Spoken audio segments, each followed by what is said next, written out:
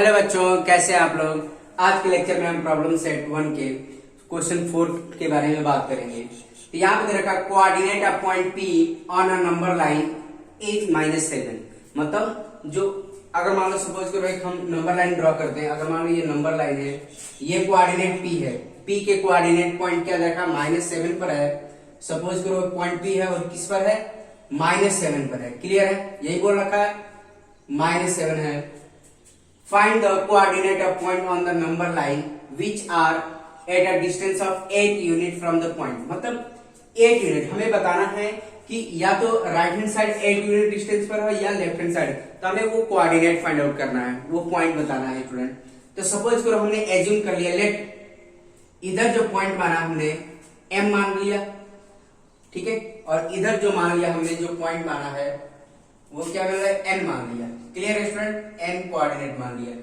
तो बट इनके बीच का डिस्टेंस हमें क्या लेना है स्टूडेंट, 8 लेना है। ठीक है, इनके बीच का डिस्टेंस मतलब यहां से यहां तक की जो डिस्टेंस होगी वो 8 यूनिट होगी। ये इन्होंने बोल रखा है 8 यूनिट होनी चाहिए। और यहां से यहां तक की जो डिस्टेंस है, यहां से यहां तक की हमें 8 यूनिट लेनी है। ठीक है, 8 unit.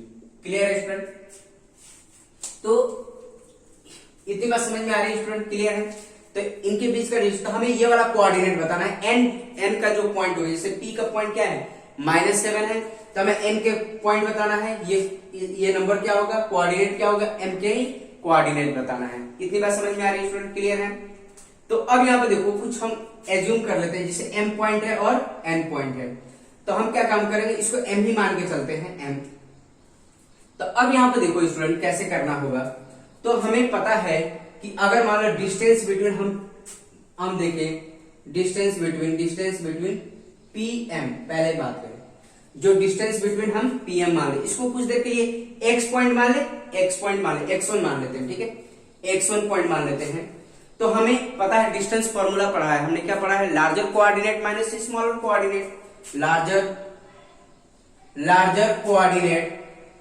Coordinate minus smaller coordinate, यही पढ़ा है स्टूडेंट, स्मॉलर कोऑर्डिनेट। क्लियर है। तो डिस्टेंस बिटवीन पीएम कितना है स्टूडेंट, पीएम कितना हमारे पास 8 यूनिट है, 8 है, यही दे रखा हमें, 8 दे रखा है। लार्जर कोऑर्डिनेट क्या होगा स्टूडेंट, जो राइट हैंड साइड होगा वो लार्जर कोऑर्डिनेट होगा x1 माइनस स्मॉलर कोऑर्डिनेट क्या होगा, -7 होगा। तो क्या होगा, 8 इक्वल टू x1 और ये क्या हो गया +7, इसको उधर लेके गए, 8 - 7 इक्वल टू x1। तो x1 कितना आ गया स्टूडेंट, 1 आ गया। क्लियर है। तो ये कौन सा कोऑर्डिनेट होगा, मतलब x की वैल्यू कितनी होगी, 1 होगी। कितनी बात समझ, तो x1 जो पॉइंट होगा कितना होगा, 1 होगा। क्लियर स्टूडेंट, आई बात समझ में। अब यहाँ पे देखो, अब यहाँ पे चेंज कर लेंगे, pm ना होगी क्या होगा, pn होगा, pn। अब देखो दूसरा हम कर रहे हैं, ये तो हमने कर लिया। अब इसमें भी क्या करेंगे, इसको हटा देते हैं।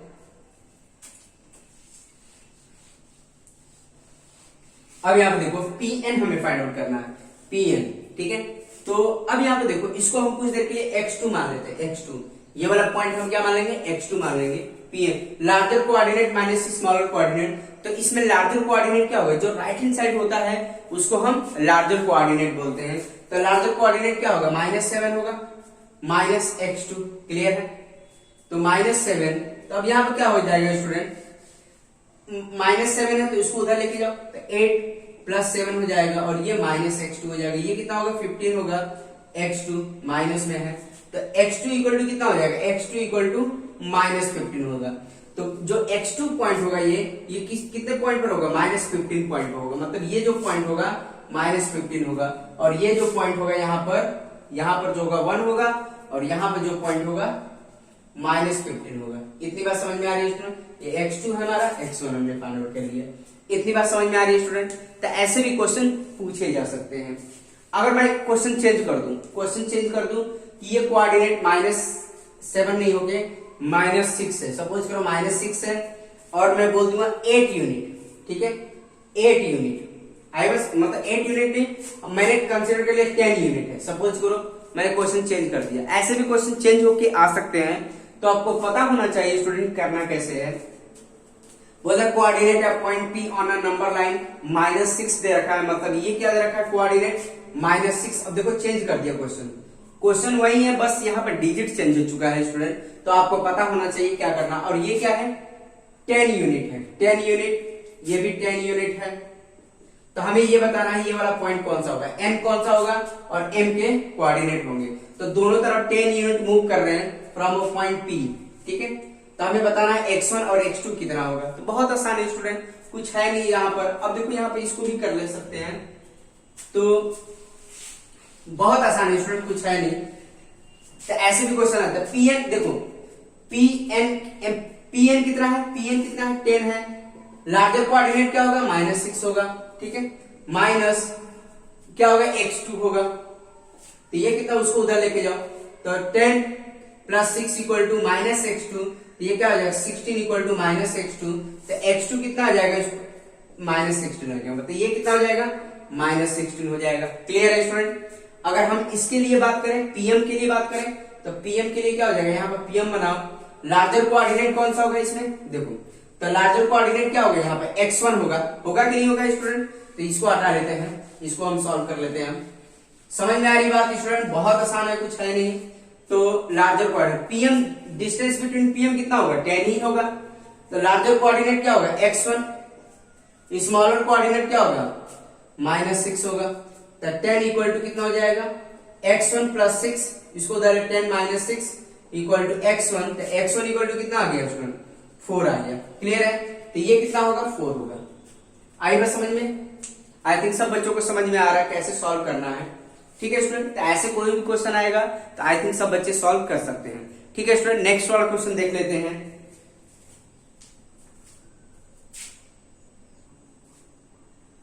देखो बच्चों ये आपका 5th क्वेश्चन है। ये ऐसे भी मैंने क्वेश्चन करा रखे, बहुत सारे क्वेश्चन करा रखे हैं, तो जो बच्चे खुद से सॉल्व करना चाहते हैं वीडियो पॉज करके सॉल्व कर सकते हैं स्टूडेंट। तो देखो यहाँ पे देखा एबीसी का मतलब क्या है, ये तीनों 3 पॉइंट्स कोलिनियर का मतलब ए बी एंड सी, मतलब जो B is between the point A and C, इसका मतलब यही होता है स्टूडेंट। क्लियर है। तब हमारे पास अगर मान लो 3 पॉइंट्स कोलिनियर है तो हम ऐसे लिख सकते हैं distance between A B plus distance between B C equal to distance of A C, ऐसा लिख सकते हैं स्टूडेंट। क्लियर है, आई बात समझ में। तो देखो यहाँ पर सब कुछ दे रखा है स्टूडेंट। तो डिस्टेंस बिटवीन ए सी, तो डिस्टेंस बिटवीन ए सी कितना है 17 है। क्लियर है। डिस्टेंस बिटवीन बी सी कितना है स्टूडेंट, बी सी कितना है 6.5 है। तो distance between A comma B निकालना है स्टूडेंट, ठीक है, इतनी बात समझ में, ये निकालना है। तो क्या करना है, distance between A comma B 17 - 6.5। Clear है स्टूडेंट। तो distance A comma B equal to 17 में से हम क्या करेंगे 6.5 माइनस करेंगे तो क्या मिलेगा 10.5। कितनी बात समझ में आ रही है स्टूडेंट। क्लियर है। तो therefore distance between A and B, A B का डिस्टेंस कितना हो जाएगा 10.5, मतलब this one distance equal to कितना होगा 10.5 हो जाएगा। यही तो फाइंड आउट करना था student, distance between A and B. तो 10.5 इसका आंसर आएगा। लास्ट में यूनिट्स लिख देंगे स्टूडेंट, जो भी यूनिट है, सेंटीमीटर मीटर जो भी है, ठीक है, क्योंकि ये जो क्वेश्चन अप्लाई हो सकता है किसी भी मतलब मीटर में भी हो सकता है, सेंटीमीटर में भी हो सकता है। आई बात समझ में। सेम ये भी वैसे ही है स्टूडेंट। क्या दे रखा है P Q R, P Q R का मतलब होता है पी क्यू आर, मतलब Q point Q between the point P and R, इसका मतलब ये है, मतलब 3 पॉइंट्स आर कोलिनियर है। इसका मतलब क्या है, डिस्टेंस बिटवीन, लिख सकते हैं distance between P Q plus distance between P Q plus distance of Q R, this gives to distance of P R, P comma R. इतनी बात समझ में आ रही है स्टूडेंट। क्लियर है। तो अब क्या करेंगे, देखो डिस्टेंस ऑफ पी क्यू दे रखा है, डिस्टेंस बिटवीन पी क्यू कितना दे रखा है 3.4 गिवन है ये सब, इतनी बात समझ में। क्यू आर के बीच में डिस्टेंस गिवन है 5.7, ये भी गिवन है। तो distance of P comma R, इतनी बात समझ में आ रही। ये भी डिस्टेंस गिवन था, ये भी था। तो अब इसको हम ऐड करेंगे तो कितना आ जाएगा स्टूडेंट, ऐड करके देखिए, ये कितना 1 देगा और ये 9, तो ये आ जाएगा distance of P comma R. तो फाइनली हम कह सकते हैं distance between, therefore distance between P comma R equal to 9.1 units. इतनी बात समझ में आ रही है स्टूडेंट। क्लियर है। तो ये हमारा फाइनल आंसर आ गया, ठीक है। तो ऐसे क्वेश्चंस आ सकते हैं, तो पता होना चाहिए आपको सॉल्व कैसे करना है स्टूडेंट, क्योंकि बहुत बच्चे ये नहीं समझते। इसका मतलब क्या है, 3 पॉइंट्स आर कोलिनियर, ठीक है। कोलिनियर का मतलब distance of P Q plus distance of Q R equal to distance of P R. तो फाइनली हमारे पास पी आर के बीच का जो डिस्टेंस आ गया, कितना आ गया, मतलब पी आर कितना आ गया स्टूडेंट, 9.1 यूनिट। क्लियर है स्टूडेंट, आई बात समझ में? तो आई थिंक सब बच्चे सॉल्व कर सकते हैं, ठीक है स्टूडेंट। नेक्स्ट वाला क्वेश्चन देख लेते हैं हम।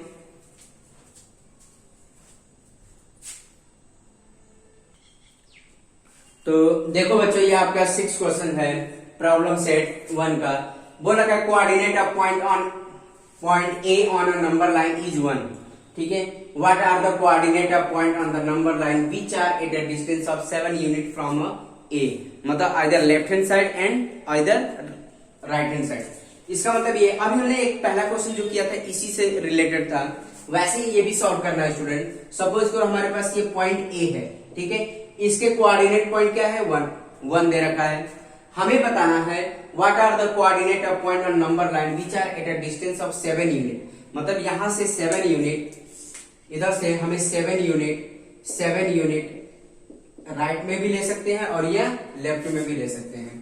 तो 7 यूनिट लेफ्ट में भी हो सकता है, राइट में भी ले सकता है। तो हमें बेसिकली हमें ये कोऑर्डिनेट फाइंड आउट करना है स्टूडेंट, ठीक है।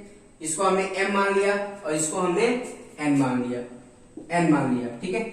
इसको इस पॉइंट को x1 और इसके पॉइंट को हमने x2 मान लिया। तो हमें बताना है ये x1 और x2 क्या होगा स्टूडेंट। क्लियर है, आई बस समझ में? तो अभी हमने बताया स्टूडेंट, आपको सॉल्व करके बताया, जैसे मान लो डिस्टेंस बिटवीन a n, ठीक है, क्या होता है। अभी हमने बताया डिस्टेंस का formula larger coordinate minus smaller coordinate, larger coordinate minus smaller coordinate. तो क्या होगा student, distance between A N कितना दे रखा है, 7 यूनिट दे रखा है, 7 यूनिट। लार्जर कोऑर्डिनेट क्या होगा, जो भी राइट हैंड साइड में होगा वो क्या होगा, लार्जर होगा, x1। फिर स्मॉलर कोऑर्डिनेट क्या, मतलब -1 है, तो क्या हो जाएगा, इसको इधर लेके 7 + 1 इक्वल टू x1, तो कितना हो गया, 8 हो गया। Therefore x1 equal to 8 unit, ठीक है। इतनी बात समझ में आ रही है। x1 कितना आ जाएगा स्टूडेंट, 8 आ जाएगा, मतलब ये जो कोऑर्डिनेट होगा वो 8 होगा, x1। क्लियर है, आई थिंक सब बच्चों को समझ में आ रहा। x1 क्या आ जाएगा, 8 आ जाएगा। क्लियर है स्टूडेंट। अब दूसरा वाला भी देख लो, ये तो लेफ्ट हैंड साइड में भी हो सकता है 7 यूनिट, उसको भी सॉल्व कर लेते हैं। तो क्या हो जाएगा, 7 यूनिट। अब इस केस में लार्जर कोऑर्डिनेट कौन सा होगा स्टूडेंट, 1 होगा, क्योंकि राइट हैंड साइड में 1 है, तो 1। स्मॉलर कोऑर्डिनेट क्या होगा, x2 होगा। क्लियर है, एक काम करते हैं, इसको उधर लेके जाओ, तो 7 - 1 इक्वल टू -x2, ये कितना होगा, 6 हो जाएगा, -x2। तो माइनस दोनों तरफ माइनस से मल्टीप्लाई कर देंगे तो क्या आ जाएगा, x2 इक्वल टू -6 हो जाएगा। तो जो हमारा x2 कोऑर्डिनेट होगा, जिससे मतलब ये कोऑर्डिनेट होगा, वो -6 हो जाएगा। ठीक है, इतनी बात समझ में।